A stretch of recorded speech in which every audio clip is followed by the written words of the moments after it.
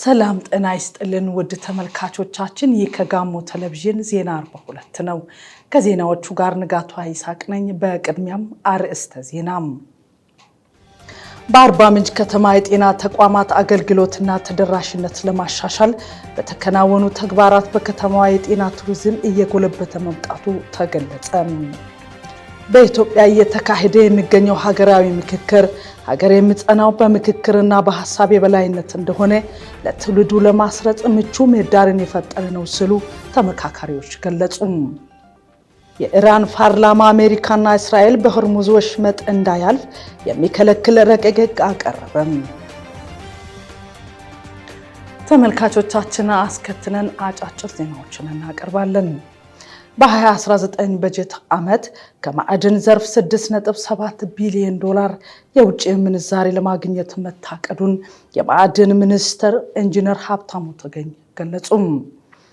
በተጠናቀቀው በጀት ዓመት ከዘርፉ 5.7 ቢሊዮን ዶላር የውጭ ምንዛሪ ማግኘት መቻሉን ገልጸዋል።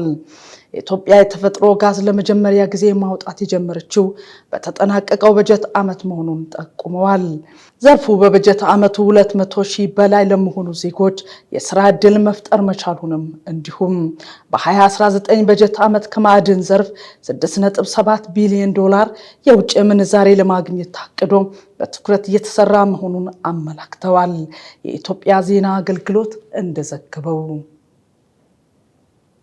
የኢትዮጵያ የኤሌክትሪክ አገልግሎት በተጠናቀቀው 2018 በጀት ዓመት ከተለያዩ የገቢ አማራጮች 118.91 ቢሊዮን ብር ገቢ ያገኘም።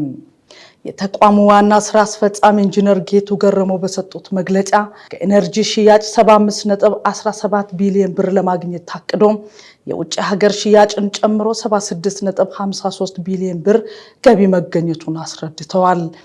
በተጨማሪም ከአዲስ ደንበኞች መስተንግዶ 37.74 ቢሊዮን ብር ለመሰብሰብ ታቅዶ 39.23 ቢሊዮን ብር መገኘቱን ነው የገለጹት። የገቢ አፈጻጸሙ 103 በመቶ መሆኑንና በ2017 በጀት ዓመት ተመሳሳይ ወቅት ጋር ሲነጻጸር የ88.4 በመቶ እድገት ማሳየቱን አመላክተዋል።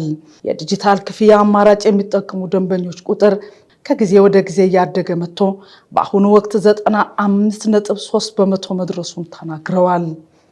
በተጨማሪም የኤሌክትሪክ ተሽከርካሪዎች ቻርጅ ማድረጊያ ጣቢያዎችን ገንብቶ ወደ ስራ በማስገባትና ስራ በማስጀመር 14.25 ቢሊዮን ብር ገቢ ተገኝቷል ነው ያሉት። ከኤነርጂ ሽያጭ ከሚሰበሰበው አጠቃላይ ገቢ ውስጥ ከኢትዮጵያ ኤሌክትሪክ አገልግሎት ለተፈጸመው 18319 ጊጋዋት ሰዓት የኤነርጂ ግዢ 48.42 ቢሊዮን ብር ክፍያ መፈጸሙን አብራርተዋል። በአጠቃላይ በበጀት ዓመቱ በመደበኛና ካፒታል በጀት 133.59 ቢሊዮን ብር ስራ ላይ መዋሉን ነው ያብራሩት። በሌላ በኩል ከዋናው ግርድና ከኦፍ ግርድ 205 በላይ አዲስ የገጠር ቀበሌዎችና መንደሮችን የኤሌክትሪክ ኃይል ተደራሽ ማድረግ መቻሉን አመላክተዋል። በአጠቃላይ አዲስ ተደራሽ የሆኑትን ጨምሮ እስካሁን በገጠር ኤሌክትሪፊኬሽን አቅርቦት ፕሮግራም ተጠቃሚ የሆኑ የገጠር ከተሞችና መንደሮች ቁጥር 7908 ደርሷል ነው ያሉት። ፋና ብሮድካስት ኮርፖሬሽን እንደዘገበው አዲሱ የቁልፍ መሰረተ ልማቶች ደህንነት አዋጅ የሳይበር ምህዳሩን ለማጠናከር ወሳኝ ምዕራፍ ነው አሉ የኢንፎርሜሽን መረብ ደህንነት አስተዳደር ዋና ዳይሬክተር ትዕግስት ሐምዲም። በተለይም 12 የቁልፍ መሰረተ ልማቶች ዘርፉን በመለየት ከሳይበር ደህንነትና ከተለያዩ የደህንነት ስጋቶች የሚጠበቁበትን የህግና የቁጥጥር ስርዓት ዘርግቷል ብለዋል። ኢትዮጵያ በፍጥነት ወደ ዲጂታል ኢኮኖሚ እየተሸጋገረች በመሆኑ የዲጂታል ስርዓቶችን መረጃዎችንና ቁልፍ መሰረተ ልማቶችን ከሳይበር ስጋት መጠበቅ የብሔራዊ ደህንነትና የዲጂታል ሉዓላዊነት ጉዳይ እንደሆነም አመላክተዋል። አዋጁ በቁልፍ መሰረተ ልማት ላይ የሚደርሱ የሳይበር ጥቃቶችን ለመከላከል ስጋቶችን በቅድሚያ ለመለየትና ክስተቶች በሚያጋጥሙበት ወቅት ፈጣን ምላሽ ለመስጠት የተደራጀ የህግና የአሰራር ስርዓት የሚዘረጋ መሆኑን ጠቁመዋል። እነዚህ ተቋማት በተገቢው የሳይበር ደህንነት ደረጃ እንዲጠብቁ አዋጁ ግዴታዎችን ማስቀመጡን ዋና ዳይሬክተሯ አስረድተዋል። ተቋማት የሳይበር ስጋት ምዘና እንዲያካሂዱ፣ የደህንነት ኦዲት እንዲያደርጉና አስፈላጊውን የደህንነት ስርዓት እንዲዘረጉ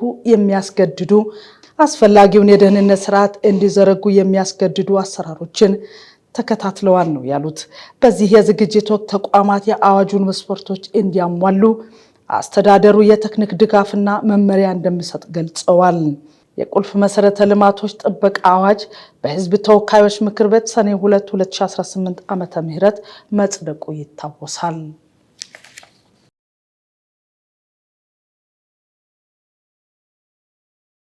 ተመልካቾቻችን ይህ ከጋሞ ቴሌቪዥን ዜና 42 ነው። ለትንታኔ ወደ ያዝናቸው ዜናዎች እናልፋለን።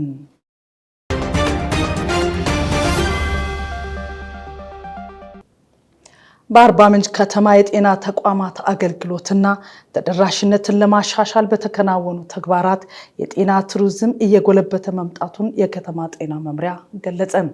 ፍሬው አበበ ዝርዝሩን እንደሚከተለው ያቀርበዋል። የአርባ ምንጭ ከተማ አስተዳደር ጤና መምሪያ ኃላፊ ዶክተር አንተነህ ካሳዬ በአርባ ምንጭ ከተማ የሕክምና ተቋማት ቁጥር በአይነትና በአገልግሎት ስብጥር እያደገ መምጣቱን ተከትሎ ከተማ የሕክምና ቱሪዝም ማዕከል እየሆነች መምጣቷን ይናገራሉ። በዚህም ከፍተኛ ሕክምና አገልግሎት እየሰጡ የሚገኙ ተቋማት በግልና በመንግስት ተከፍተው አገልግሎት እየሰጡ መሆኑን ያብራሩት ዶክተር አንተነህ የግል ጤና ተቋማት ተደራሽነትና ጥራት ለማሳደግ በቅንጅት በመሰራቱ ውጤት መመዝገቡን አስረድተዋል። በአጠቃላይ የጤና ተቋማት ተደራሽነት፣ የጤና ቱሪዝም እና የጤና ቱሪዝም ማህበረሰብ መድኃኒት ቤት ያሉ ሁኔታዎች በአርባ ምንጭ ከተማ ምን ይመስላሉ የሚለውን ሀሳቦች ለማንሳት ሞክራለሁ። በአርባ ምንጭ ከተማ በአጠቃላይ አንድ ሪፈራል ኮምፕሬሄንሲቭ ስፔሻላይዝድ ሆስፒታል አለ። አንድ አጠቃላይ ሆስፒታል አለ። ወደ 3 የሚጠጉ የፕራይመሪ የመጀመሪያ ደረጃ ሆስፒታሎች አሉ። አንድ ግል፣ 2 የመንግስት። በጤና ጣቢያ ደረጃ የማረሚያን ጨምሮ ወደ 4 ጤና ጣቢያዎች አሉ። ስለዚህ አርባ ምንጭ ከተማ ከጊዜ ወደ ጊዜ እያደገ መጥቷል። የህዝብ ቁጥሩም በጣም እየጨመረ ነው። የቱሪስት ፍሰት አለ። ከዛ ጋር የሚመጥን እንዲሆን ታስቦ ከግል ባለሀብቱም ጋር በጋራ በመሆን የግል ጤና ተቋማትም ደረጃዎችን እያሻሻሉ የተለያዩ የሕክምና ቁሳቁስንም አድቫንስ ያደረጉ የሕክምና ቁሳቁስን ኢንዶስኮፒ፣ ሲቲ ስካንን ጨምሮ እያሟሉ ተደራሽነቱ ላይም ጥራቱ ላይም እንዲሰራ እየተደረገ ነው ያለው። በከፊል አገልግሎት እየሰጠ ያለው የአርባ ምንጭ ዩኒቨርሲቲ ሪፈራል ኮምፕሬሄንሲቭ ስፔሻላይዝድ ሆስፒታል በሙሉ አቅሙ ወደ ስራ ሲገባ እስከ 10 ሚሊዮን የሚደርስ የህብረተሰብ ክፍልን እንደሚያገለግል ጠቁመው አንጋፋው የአርባ ምንጭ አጠቃላይ ሆስፒታል በሪፈራል ደረጃ ህክምናዎችን በመስጠት ከፍተኛ አስተዋጽኦ በማበርከት ላይ መሆኑን አብራርተዋል። የከተማው ህዝብ ቁጥር እየጨመረ መምጣቱን ተከትሎ በከተማ አስተዳደሩ 3 የመጀመሪያ ደረጃ ሆስፒታሎች በቅርብ ዓመታት ውስጥ ተከፍተው አገልግሎት እየሰጡ መሆኑን ገልጸው የቁሳቁስና ባለሙያ የማሟላት ተግባራት እየተከናወኑ መሆናቸውን ነው ዶክተር አንተነህ የሚናገሩት። በመንግስት ሳይድ ያለውን ስናይ ያው እንደ ሀገሪቱ ትላልቅ ከሚባሉ ሪፈራል ሆስፒታሎች አንዱ የሆነው የአርባ ምንጭ ዩኒቨርሲቲ ኮምፕሬሄንሲቭ ስፔሻላይዝድ ሆስፒታል አለ። በሙሉ አቅሙ ወደ ስራ እየገባ ያለበት ሁኔታ ነው ያለው። በሙሉ አቅሙ ወደ ስራ ሲገባ በትንሹ እስከ 10 ሚሊዮን በከፊል የኦሮሚያን ጉጂ ዞንን ጨምሮ ኦሮሚያ ክልልን፣ ደቡብ ኢትዮጵያ ክልልን፣ ሌሎችንም ጨምሮ በጣም በዛ ያሉ ዞኖችን አካቶ እንደ ሪፈራል ማዕከል የሚያገለግል በጣም ሰፊ አገልግሎት ዘርፎች ያሉት ሪፈራል ሆስፒታል ነው። አርባ ምንጭ አጠቃላይ ሆስፒታልንም ስናይ ታሪካዊ በጣም ዘርፈ ብዙ አገልግሎቶችን እየሰጠ ያለ እንደ ሪፈራል ሆስፒታል እያገለገለ ብቸኛ የሪፈራል ማዕከል ሆኖ የቆየ እያገለገለ ያለ ተቋም ነው። የቃጠሎ ሕክምናን ጨምሮ የአጥንት ሕክምናን፣ ኒውሮሰርጀሪን፣ ሳይካትሪ፣ ኦፕታ ጨምሮ የተለያዩ በሳብ ስፔሻሊስት ደረጃ የሚሰጡ አገልግሎቶችን ጨምሮ ዘርፈ ብዙ አገልግሎቶችን እየሰጠ ያለበት ሁኔታ ነው ያለው። ከዛ ባለፈ የከተማውን ህዝብ ፍላጎት ለማሟላት 3 አንድ የግል የመጀመሪያ ደረጃ ሆስፒታል፣ 2 የመንግስት የመጀመሪያ ደረጃ ሆስፒታሎች አሉ። በእነዚህ ሆስፒታሎች የሕክምና ቁሳቁስን አሟልተን አሁን ከቅርብ ጊዜ ወዲህ ሁለቱም ፕራይመሪ ሆስፒታሎች ላይ ስፔሻሊስት ቅጥሮችን ጀምረን እነዚህ ሁለቱ ፕራይመሪ ሆስፒታሎች ላይ ዶክተር አመኑ አዳም መታሰቢያ የመጀመሪያ ደረጃ ሆስፒታልና ድልፋና የመጀመሪያ ደረጃ ሆስፒታል ላይ አራቱንም አይነት ስፔሻሊስቶች አሟልተን ማህበረሰቡ ሳይጉላላና ወደ ሌላ ተቋም ሪፌር ሳይሄድ እዛው አገልግሎት እንዲያገኝ ለማድረግ ታቅዶ የማቴሪያል ማሟላት ላይም የውስጥ አቅም ግንባታ ላይም ከሰው ኃይል አንጻር ብዙ ስራዎች እየተሰሩ ያሉበት ሁኔታ ነው ያለው። የአገልግሎት ጥራቱ ላይ የመድኃኒት አቅርቦት ላይም ሰፊ ስራዎች እየተሰሩ ነው። የአርባ ምንጭ ከተማ አስተዳደር ከሚያከናውናቸው መጠነ ሰፊ የመሰረተ ልማት ስራዎች ትይዩ የጤና አገልግሎት ፍላጎትን ለማሟላት እየሰራ መሆኑን ጠቁመው በከተማ አስተዳደሩ የሚገኙ ጤና ጣቢያዎችን አገልግሎት ለማሻሻል ተመሳሳይ ትኩረት መሰጠቱን አብራርተዋል። የጤና ተቋማትን ለአገልግሎት ምቹና ሳቢ ማድረግ የጽዱ ኢትዮጵያ ኢኒሼቲቭ አካል ነው ያሉት ኃላፊው በዚህ ረገድ ለሕክምና ወደ ሌሎች አካባቢዎች የሚሄዱ ታካሚዎችን ከማስቀረት ባለፈ አርባ ምንጭ ከተማ ተመራጭ የሕክምና ቱሪዝም ማዕከል እንድትሆን መሰራቱን ተናግረዋል። ከሜሪጆ ኢትዮጵያ ጋር በመቀናጀት የኩላሊት እጥበት ማዕከል ተከፍቶ አገልግሎት መስጠት መጀመሩ ለህብረተሰቡ እፎይታ ፈጥሯልም ነው ያሉት። ከተማው ከመሰረተ ልማቱ ጎን ለጎን የህዝቡን የጤናውን ፍላጎት ደረጃውን በጠበቀ አይነት ለማሟላት ወደ ህዝቡ ቀረብ ብሎ እንደ መምሪያም ከንቲባው ከነኩል ወርዶ የጤናውን ሲስተም ሴንስ አድርጎ ኮሚትመንት ወስዶ የማስፋፊያ ግንባታዎችን ጨምሮ ማቴሪያሎችን ጨምሮ የሰው ኃይል ቅጥሩን በጋራ እየወሰነን አብረን እየሰራን እንገኛለን። ከዛ ባለፈው የጤና ጣቢያዎች ላይ 3 እኛ የምናስተዳድራቸው 3 ጤና ጣቢያዎች አሉ። በቅርቡ የጀመረው ብሔረ ጤና ጣቢያ 2 ነባር ሴቻና ወዜ ጤና ጣቢያዎች አሉ። እነዚህ ላይም ከመድኃኒት አቅርቦት ከሰው ኃይል አንጻር ከተቋማቱ ማስፋፋት አንጻርም ሰፊ ስራዎች እየተሰሩ ነው ያሉት። ደረጃውን የጠበቀ እንደ ሀገር ጽዱ ኢትዮጵያ ኢኒሼቲቭ እየተተገበረ ያለበትም ወቅት ነው። ጤና ተቋማት ሳቢ ለአገልግሎት ምቹና ማራኪ መሆን አለባቸው የሚል አቋም በመያዝ ሁለቱ ላይ ሰፊ ስራ ተሰርቷል። ዶክተር አመኑ የመጀመሪያ ደረጃ ሆስፒታል እና የብሔረ ጤና ጣቢያ ላይ እጅግ በጣም በሚማርክ አይነት ሁኔታ መናፈሻ ነው የሚመስለው፣ ጤና ተቋም አይመስልም። በዛ ሰርተናል። ሌሎች ተቋማቶችን አሁን ወዜላይና ሴቻ ጤና ጣቢያ ላይም በተመሳሳይ ለህዝቡ አመቺ እንዲሆን ዙሪያ ላይ ያሉ ከይዞታ ጋር ያሉ እሺዎችን ፈተን ከይዞታ ጋር ያሉ ጉዳዮችን ፈተን ወደ ትግበራ ልንገባ ማስፋፊያ ስራዎችን ልንሰራ ዝግጅት እያደረግን ያለነው እንደ ከተማ ዘርፈ ብዙ ስራዎችን እየሰራ ነው። የሕክምና ተቋማትን ተቀናጅተው እንዲሰሩ በማድረግ አርባ ምንጭ ከተማ የጤናው ቱሪዝም ማዕከል ለማድረግ በትኩረት የተሰራው ስራ ውጤት ማፍራቱን ገልጸው የተቋማትን ደረጃ ማሳደግ ቅድሚያ የሚሰጥ ተግባር መሆኑን አመላክተዋል። ይሄ ሁሉ የሕክምና ቱሪዝም የሚያሳልጡ ተግባራት ናቸው። የተለያዩ ሕክምና ቱሪዝም ማለት ያው የተለያዩ ቦታዎች የሚሄዱ ሰዎችን እዚህ አስቀርተን ከሌላ ቦታዎችም ሰዎች ወደዚህ እየመጡ የሕክምና ፍላጎቱ በጣም ጨምሮ ሰዎች ለሕክምና ወደ አርባ ምንጭ እንዲፈሱ ማድረግ ነው አላማችን። ያን አላማ አድርገን ሰንቀን እየሰራን እንገኛለን። ሌላው ትልቅ ችግር የነበረው እንደ ደቡብ ኢትዮጵያ ክልል እንደ አርባ ምንጭ ከተማ እንደ ጋሞ ዞን እና አካባቢ ላይ ላሉ ዞኖች ትልቅ ተግዳሮት የነበረው የዲያሊሲስ ማዕከል ነው። ከሜሪጆ ኢትዮጵያ ጋር በመቀናጀት አርባ ምንጭ ከተማ ሰፊ ድጋፍ አድርጎ ክልሉም አግዞን የዲያሊሲስ ማዕከል አርባ ምንጭ ላይ አስጀምረናል። አገልግሎት እየሰጠን ያለ በአጠቃላይ የሕክምና ቱሪዝም ለአርባ ምንጭ ላይ በጣም ሰፊ ስራዎች እየተሰሩ ያሉበት ነው ሁኔታ ያለው። እነዚህ ጤና ተቋማት ተቀናጅቶ በጋራ ውይይቶች ኖሮ በጋራ እየተነጋገርን ከተማ ውስጥ ያሉ ተቋማትን አቀናጅተን የተሻለ የአገልግሎት ማዕከል እያደረግን መሄድ ነው።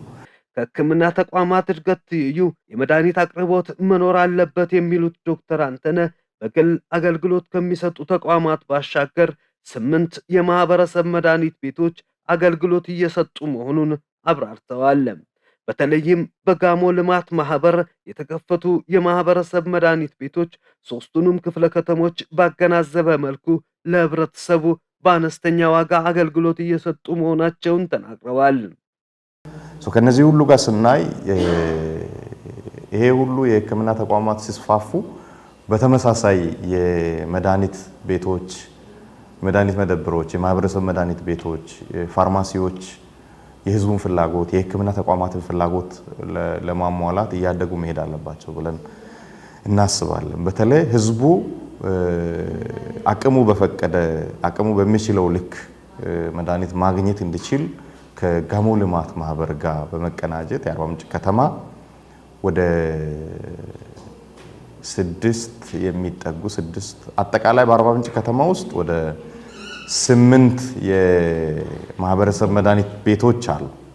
አንድ በሜሪጆይ ኢትዮጵያ የአርባ ምንጭ ቅርንጫፍ ዲያሊሲስ ማዕከል ላይ አንድ የማህበረሰብ መድኃኒት ቤት አለ። ጤና ሳይንስ ኮሌጅን በተመሳሳይ የማህበረሰብ መድኃኒት ቤት አለ። አርባ ምንጭ ሆስፒታል ፊት ለፊትም የማህበረሰብ መድኃኒት ቤት አለ። አጠቃላይ ሁሉም ክፍለ ከተማ ላይ ሶስቱንም ክፍለ ከተማ በአማከለ አይነት መልኩ ሶስቱም ክፍለ ከተማዎች ላይ የማህበረሰብ መድኃኒት ቤቶችን ከፍተናል። እነዚህ ህዝቡን አቅሙን ባገናዘበ አይነት መልኩ የግልም የመንግስትም ጤና ተቋማት ጋር በመቀናጀት ለሜዲካል ቱሪዝሙ ያለውን ሂደት ያሳልጣሉ ማለት ነው። በኢትዮጵያ እየተካሄደ የሚገኘው ሀገራዊ ምክክር ሀገር የምትጸናው በምክክርና በሐሳብ የበላይነት እንደሆነ ለትውልዱ ለማስረጽ ምቹ ምህዳርን እየፈጠረ ነው ሲሉ ተመካካሪዎች ለኢዜአ ገልጸዋል። በዚህ ጉዳይ ተከታትለን እንመለስ።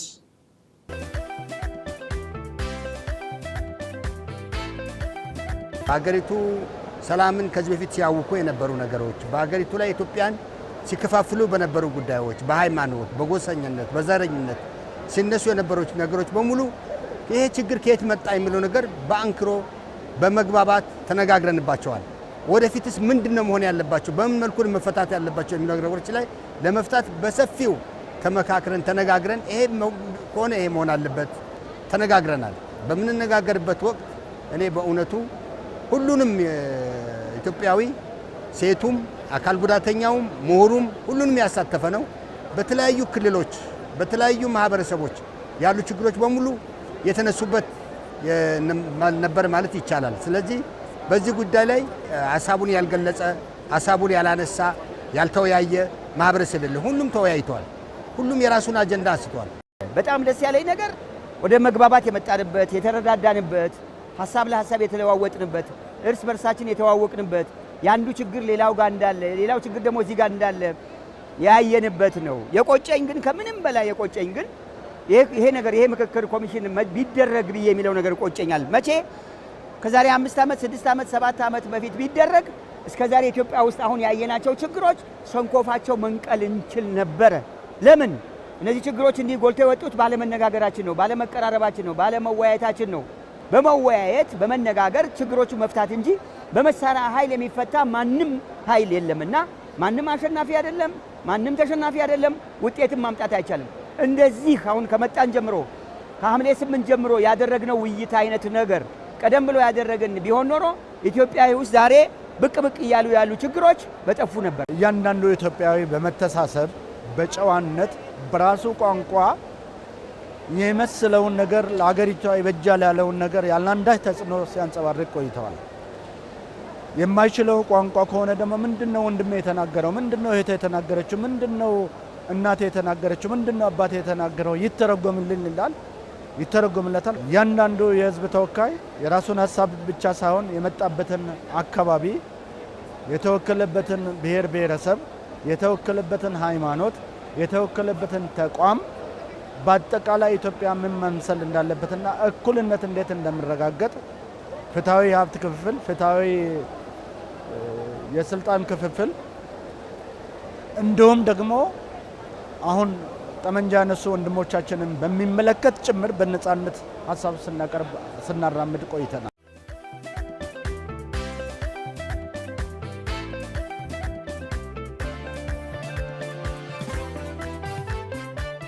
ከመጀመሪያም ጀምሮ ምክክር ቢኖር ኖሮ መግባባት ቢኖር ኖሮ ጦርነቶች ይከሰታሉ ብዬ አላስብም። ሁሉም የተለያየ ሀሳብ አለው፣ የተለያየ አመለካከት አለው። በ10ም የተመደብን ጊዜ ሁላችንም የየራሳችን ነው ይዘን የቀረብነው፣ የየራሳችን ሀሳብ ነው የሰጠነው። ከዛ ውስጥ ተጨምቆ ነው እየተላለፈ ያለው። ከመጀመሪያውም ጊዜ ጀምሮ ማንንም አይቃወምም። የሆነ ትንሽ ነገርም ካለ ሀሳብ በመስጠት በመረዳዳት በመግባባት እያሳለፍን እንገኛለን። በመጀመሪያ በ10 ቡድን ተከፋፍለን ስንወያይ ነበረ። አጋጣሚ ሆነው እዛ አወያይ ነበርኩና እያንዳንዱ ሰው እዛ ጋ የደረሰው ብሔር ብሔረሰብ የተቋማቶች የመንግስት ኃላፊዎች ከሁሉም የተወከሉ ናቸውና እያንዳንዱ ተደረገ የተባለውን ነገር ከመፍትሄ ሀሳብ ጭምር ሀሳብ ሲያቀርቡ በጫማቸው ውስጥ ሆነ ስናዳምጥ እጅግ የሚመስጥ ነበርና ከዛም በኋላ በ50 ቡድንም ተዋቅረን ስንወያይ በተቀመጠው መርሃ ግብር መሰረት እያንዳንዱ ሰው የፈለገውን በአጀንዳው መሰረት እየተናገረ የልቡን እያወጣ የመፍትሄ ሀሳብም ጭምር ያቀርብ ስለነበረ ከዛም በኋላ ወደ 250 ስንመጣ እያንዳንዱ ተመካካሪ ይሄ ሀሳብ ቀርቷል፣ ይሄ ሊጨመር ይገባል፣ ሀሳብ ያልተካተተ የሚለው ነገር በነፃነት ለዛም በሚችለው ቋንቋ ትርጅማን እየቆመለት ሲናገር ኢትዮጵያ ምን እንደምትመስል በ10ም በ50ም በ250ም እስካሁን ድረስ ተመልክቻለሁ።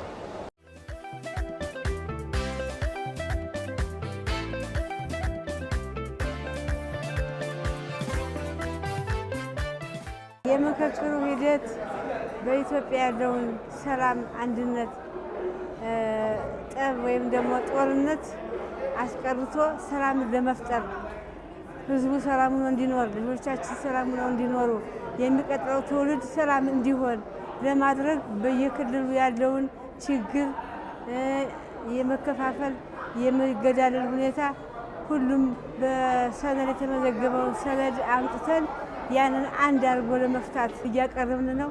አንዱ ያንዱን ችግር እንጂ የኔ ብሉ የሚባል ነገር የለም።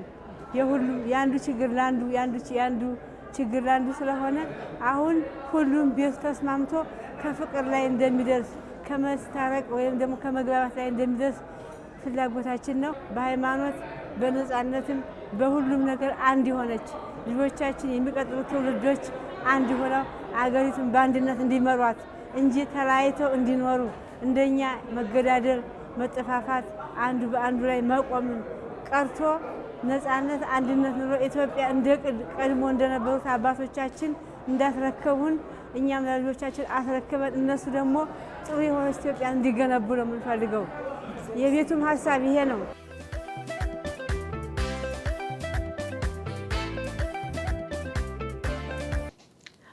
ሀገራዊ የምክክር ጉባኤው ተግባራዊ የተደረገው የተመካካሪዎች አደረጃጀት ሁሉም ለሀገር የሚበጀውን ሀሳብ እንዲገልጽ ከማስቻሉም በላይ አሳታፊነቱን ይበልጥ ለማረጋገጥ እድል የፈጠረ መሆኑን ተመካካሪዎች ገልጸዋል። ለኢትዮጵያ ዜና አገልግሎት ዘገባ ፋሲካ ጸጋይም። የኢትዮጵያ ዋናው ሀገራዊ ምክክር ጉባኤ የተለያዩ የማህበረሰብ ክፍሎችን የሚወክሉ 4000 ተመካካሪዎችን በማሳተፍ ከሐምሌ 8 2018 ዓ.ም ጀምሮ በአዲስ ዓለም አቀፍ ኮንቬንሽን ማዕከል እየተካሄደ ይገኛል። ተመካካሪዎቹ ኮሚሽኑ ይፋ ባደረጋቸው 8 አበይት የመመካከሪያ አጀንዳዎች ላይ የተመካከሩ ሲሆን አሳታፊነትንና የሀሳብ ብዙሃነትን ማስተናገድ በሚያስችል መልኩ በተለያዩ ቡድኖች ተደራጅተዋል። ይህም 10፣ 50፣ 250 እና 500 ሰዎችን በሚይዙ ቡድኖች ተደራጅተው እየተመካከሩ መሆኑ ይታወቃል። ተመካካሪ መሰረት ማቲዮስ ለኢዜአ እንደገለጹት ተመካካሪዎቹ በተፈጠረላቸው አጀንዳዎች ሀሳባቸውን በነፃነት እንዲገልጹና በተቀራረቡ ሀሳቦች ወደ መግባባት እየመጡ መሆኑን ተናግረዋል። ምክክሩ ለሀገር እድገትና ለሰላም መጽናት ከፍተኛ አስተዋጽኦ እንደሚኖረውም ያላቸውን እምነት ገልጸዋል። ሌላኛው ተመካካሪ ዶክተር አስቻለው አደራ በበኩላቸው ተመካካሪዎች ትልቁን ሀገራዊ ማዕቀፍ በማሰብ ለሀገር የሚበጁ ሀሳቦች ላይ ላይ ወደ መግባባት እየደረሱ መምጣታቸውንና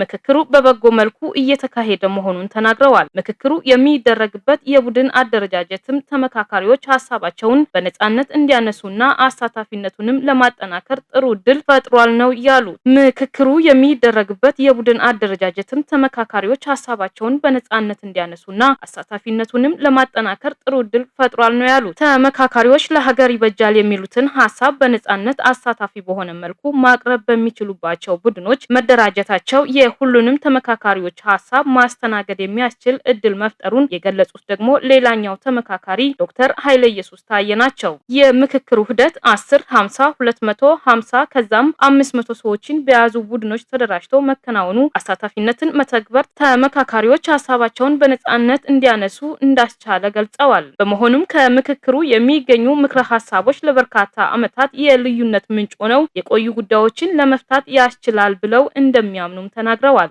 የሲቪክ ማህበረሰብ ድርጅቶችን በመወከል የምክክር ሂደቱን እየታዘቡ መሆኑን የተናገሩት ለሚስሜ ክሩ ሁሉንም የማህበረሰብ ክፍል በማካተት ተመካካሪዎች ሀሳባቸውን በነጻነት እንዲያነሱ ምቹ ሁኔታን መፍጠሩን ነው የገለጹት። ተመካካሪዎች በንቃት እየተሳተፉ መሆኑንና በምክክሩም ደስተኛ መሆናቸውን መታዘባቸውን ገልጸዋል። ምክክሩ ሀገር መገንባት የሚያስችሉ የጋራ መፍትሄ ለማመላከት ከፍተኛ አስተዋጽኦ እንደሚያበረክትም ተናግረዋል።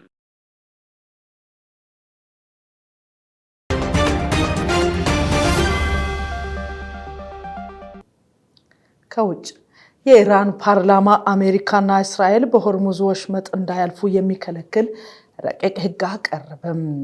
ይህ በእንዲህ እንዳለ የአሜሪካው ፕሬዝዳንት ዶናልድ ትራምፕ አሜሪካ የተተኳሾች እጥረት እንደገጠማት መረጃ ያወጡ አካላት ከባድ እስር ይጠብቃቸዋል ሲሉ ዛቱ። የቢቢሲን ዘገባ መስፍን ባጃ።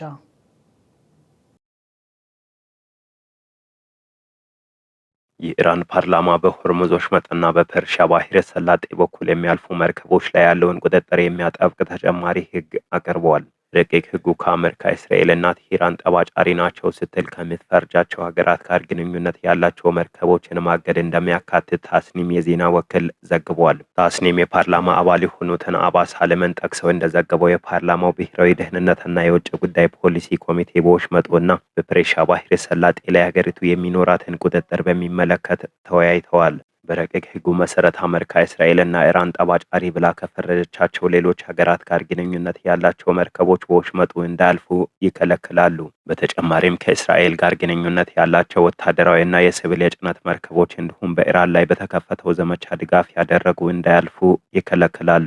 በኢራን ላይ ጉዳት በማድረስ ረገድ ኃላፊነት አለባቸው ተብሎ የሚታመኑ ሀገራትና ግለሰቦች ካሳ እስኪከፍሉ ድረስ በሆርሙዝ የባህር ወሽመጥና በፋርስ ባህረ ሰላጤ በኩል የማለፍ ፍቃድ አይሰጣቸውም። ረቂቅ ሕጉ ለሚፈጸሙ ጥሰቶች ከባድ ቅጣቶችን ከነዚህም መካከል በመርከብ ላይ የተጫነው ሸቀጥ ካለው ዋጋ እስከ 20 በመቶ የሚደርስ ገንዘብ ቅጣት አካቷል። በሕጉ መሰረት መንግስት በፋርስ ባህረ ሰላጤ ውስጥ የአሰሳ ስራን ለመቆጣጠር፣ የመርከቦችን እንቅስቃሴ ለመከታተል እንዲሁም ደህንነትንና የአካባቢ ጥበቃን ለማረጋገጥ ከጦር ኃይሎች ጋር በጋራ እንዲሰራ ይጠበቅበታል። ሳልም ሕጉ በባለሙያዎች እየታየና ከመጽደቁ በፊት የማሻሻያ ሀሳባቸውን እንዲያቀርቡ ይጠበቃል ብለዋል። የኢራን ፓርላማ ረቂቅ ሕጉ ላይ የተወያየው ሀገሪቱ ከኦማን ጋር በወሽመጡ አስተዳደር ላይ እየተነጋገረች ባለችበትና ከስምምነት ላይ ይደርሳል ተብሎ በሚጠበቅበት ወቅት ነው። ይህ በእንዲህ እንዳለ ከኢራን ጦርነት ጋር በተያያዘ የአሜሪካ የጦር መሳሪያና የተተኳሽ ክምችት ተመናምኗል መባሉን ፕሬዝዳንት ትራምፕ አስተባብለው ይህንን በተመለከተ የሐሰት መረጃ የሚያሰራጩት ከባድ እስር ይጠብቃቸዋል ሲሉ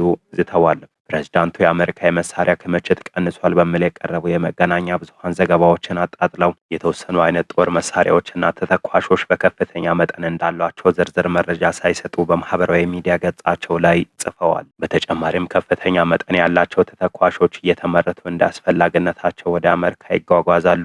የመከላከያ ተቋማት በአሜሪካ ታሪክ ግዙፍ የሆኑ ከፍተኛ ቁጥር ያላቸው ፋብሪካዎችና ማምረቻዎችን እየገነቡ ነው ብለዋል ትራምፕ። የተተኳሾችን እጥረት በተመለከተ ፕሬዝዳንት ትራምፕ የመከላከያ ሚኒስተሩን ፔት ሄግሴትን ባለፈው አርብ በተካሄደው የካቢኔ ስብሰባቸው ላይ መጠየቃቸውን ዋሽንግተን ፖስት ጋዜጣ ዘግቦ ነበር። ጋዜጣው ስማቸው ያልተገለጹ ሁለት ምንጮችን ጠቅሶ ፕሬዝዳንት ትራምፕ በስብሰባው ላይ ለመከላከያ ሚኒስተሩ የተተኳሾች እጥረት ተፈቷል ብለው አስበው እንደነበር እንደነገሯቸው ዘግቧል። ዋሽንግተን ፖስት በተጨማሪም የተተኳሽ የጥረቱ ፕሬዝዳንት ትራምፕ በኢራን ላይ ሊፈጽሙ ሲዝቱበት የነበረውን በጣም ከባድ ጥቃት ለመሰረዝ እንዳስገደዳቸው ዘግቧል። የዋይት ሀውስ ቃል አቀባይ ካሮላይን ሊቪቲ ፕሬዝዳንቱና የመከላከያ ሚኒስትሩ ተጨቃጭቀዋል መባሉን ሐሰተኛ ዜና በማለት ይህ እንዳልሆነ በማህበራዊ ሚዲያ ላይ ጽፈዋል። የአሜሪካ መከላከያ ሚኒስቴር ፔንታገን ቃል አቀባይ ሾን ፐርኔል የጦር መሳሪያ እጥረት መከሰቱን በተመለከተ የቀረቡትን ዘገባዎች ሙሉ ለሙሉ የፈጠራ ሲሉ አጣጥሏቸዋል።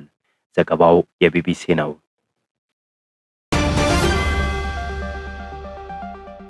ተመልካቾቻችን የዕለቱን ዜናዎች ከማጠቃለላችን አስቀድመን አርዕስተ ዜናዎችን በድጋሚ በአርባ ምንጭ ከተማ የጤና ተቋማት አገልግሎትና ተደራሽነትን ለማሻሻል በተከናወኑ ተግባራት በከተማዋ የጤና ቱሪዝም እየጎለበተ መምጣቱ ተገለጸ።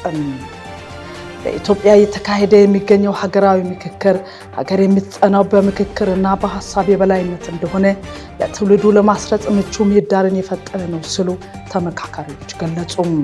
የኢራን ፓርላማ አሜሪካና እስራኤል በሆርሙዝ ወሽመጥ እንዳያልፍ የሚከለክል ረቂቅ ሕግ አቀረበም። ለሰዓቱ የያዝናቸውን ዜናዎች በዚህ አበቃን።